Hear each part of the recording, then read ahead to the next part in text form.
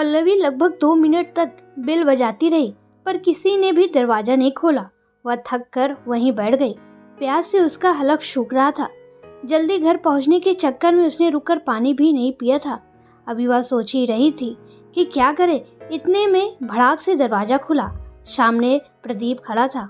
उसे देखते ही बोला, आने की जरूरत क्या थी, वहीं रुक जाती। पति को गुस्से में देख वह बिना कुछ बोले अंदर आ गई। उसने हाथ मुंह धोया और किचन में घुस गई।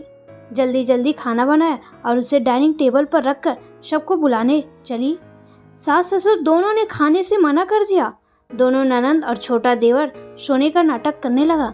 अंत में वह पति के पास गई और बोली, आप तो चलकर खाना खा लीजिए, मुझे भूख नहीं है। अपने टाइम के हिसाब से बनाई हो तो जाकर खा लो भरपेट। भूख से बेहाल पल्लवी की आंखें भर आई। उसने एक नज़र मेज पर रखे खाने को देखा और एक गिलास पानी पीकर चुपचाप से सो गई। सुबह आँख खुलते ही जैसे घर में भूचाल आ गया था।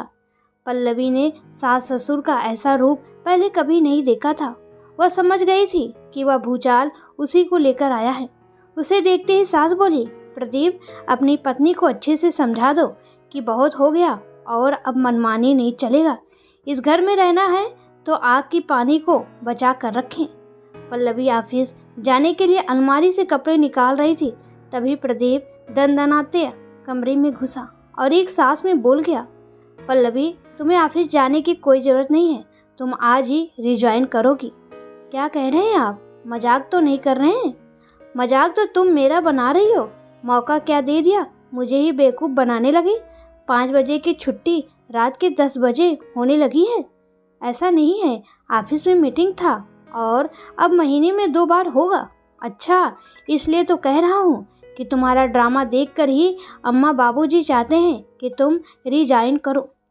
कितनी मेहनत से मुझे नौकरी मिली है और आप लोग इतनी आसानी से इसे छोड़ने के लिए कह रहे हैं। आप एक बार उन्हें समझाए तो सही। देखो पल्लवी, मैं अम्मा बाबूजी के खिलाफ एक शब्द नहीं बोल सकता, चाहे उनका निर्णय सही हो या गलत। यह मेरे वसूलों में नहीं है। बचपन से आज तक मैंने उनके हर फैसले को सिर झुकाकर स्वीकार किया है और मेरा मानना है कि तुम्हें भी मान लेना चाहिए।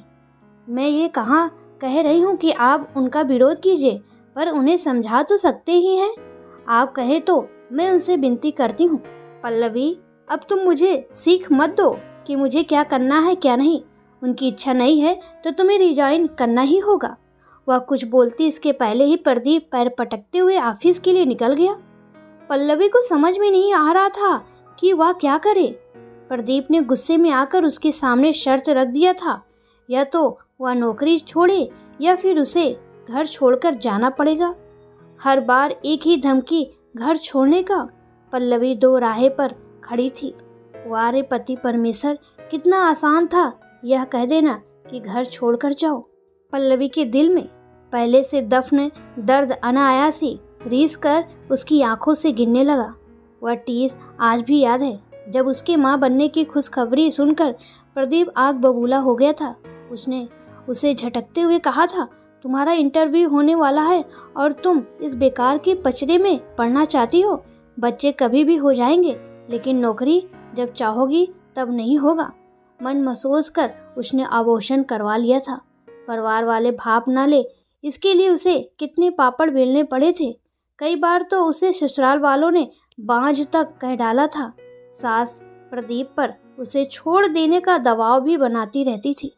पल्लवी ने पति और घर के लिए अपनी सारी खुशियों को जला डाला था। बहुत मेहनत के बाद उसे नौकरी मिल गई थी। घर की आर्थिक स्थिति तो अच्छी हो गई, लेकिन पल्लवी चाहकर भी मां नहीं बन पा रही थी। यह ठीक है कि यहाँ तक पहुँचने में उसके पति ने साथ दिया था, उसका मनोबल बढ़ाया, लेकिन यह भी सच है कि उसे यहाँ तक आने के लिए अपनी सारी खुशियों का तिलांजलि देना पड़ा है।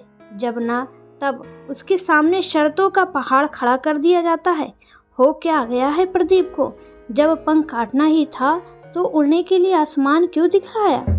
कुछ सोचकर पल्लवी एक झटके से आईने के सामने खड़ी हो गई और अपने आप से बोली, मैं पल्लवी हूँ, मुझे त्याग की मूर्ति नहीं बनना। मैं कोई सीता नहीं जिसे जब चाहा अपना लिया और जब चाहा त्याग कर दिया। इस बार ऐसा बिल्कुल नहीं होगा। अब मैं अपने किसी खुशी का त्याग नहीं करूँगी।